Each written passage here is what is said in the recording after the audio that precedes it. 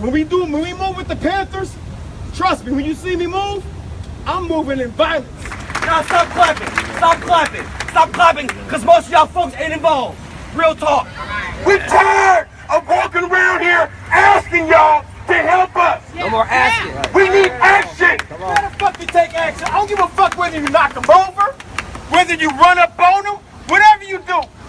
You better fucking take action. Modern liberalism, in its most basic state, is centred on the ideas of the government only being legitimate when given consent by the governed, and that consent must be present at all times. What this means is that the people vote for who are their decision makers, the essential building blocks of democracy, which we all know. One of the great contributors to liberal philosophy was a man named Arthur Mills. He created the concept of the harm principle, in which he argued the only justified reason to restrict another man's liberty was if it prevented harm being done to others. What is seemingly a noble principle is unfortunately founded on subjective sand. I'm not advocating for the abolition of the harm principle, but it's very much needed to keep a good moral code in a society. However, when dealing with the current state of liberalism, in the context of regressive politics, the social justice warriors are well known for using the perception of offence as a bully pulpit to advance an agenda, often being offended for other people and screaming for censorship. However, more interestingly, Black Lives Matter does this as well, but in a more proactive sense, calling for harm to be dealt, or as they refer to as action, to fight for their own equality and personal freedom. Now obviously we know that black people in the West are not oppressed or viewed as unequal, yet many of Black Lives Matter have been indoctrinated to believe that they are. From online bloggers to the president agreeing with those bloggers, on multiple levels of government, this is the belief, but statistics argue otherwise. But clearly numbers don't matter. What is important to remember is that the harm principle is, in the philosophy of liberalism, the only justified way to restrict another's freedoms and liberty.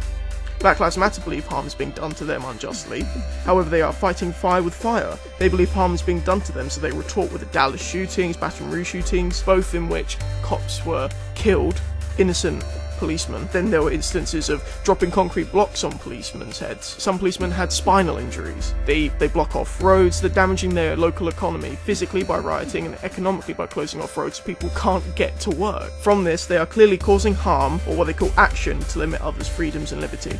It could be said, and I'm not a political scientist, remember politics are merely a hobby for me, that the harm principle is very much the justification of choice for regressive groups such as Black Lives Matter. As shown on their website, in which they state their principles are often justified by harm being done to them through such factors as institutional racism, etc. What could be done about this?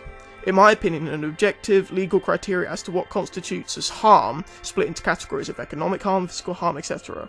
Whilst I'm not as well read on the laws of the US, Canada, and the UK and Europe as others on the website, it may very well be that these criteria already exist, as I'm sure they do, and I'm fairly confident that they do exist. However, recent court cases being based on feminist theory instead of evidence, and emotional harm being equated to physical harm, is what causes the effectiveness of the system to break down. So in response to this, a clear, well-worded law which states emotional harm does not equate to that of physical harm, due to evidence in this area being subjective. I would like to liken this to an example in psychology, where the diagnosis of mental health illnesses are treated like physical illnesses. The issues with this are clear. A bruise is clearer than depression. This links directly into the harm principle. Have you been bruised? That will hold up in court, and will justify restricting the aggressor's liberty. But you are slightly offended? That shouldn't hold up. It's common sense, something I like to believe is still pertinent in today's society. So why are they new liberal criminals? One of the key differences, according to my research with my sources in the description, between classical liberalism and new liberalism is faith in government. Classical liberalism often discusses minimal government interaction, as this is a key component to maximise an individual's liberty.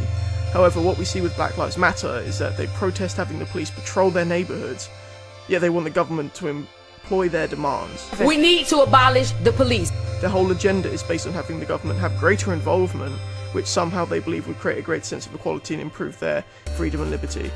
Do you see the fault in logic here? Now again, politics is merely a hobby for me. I'm not a professional.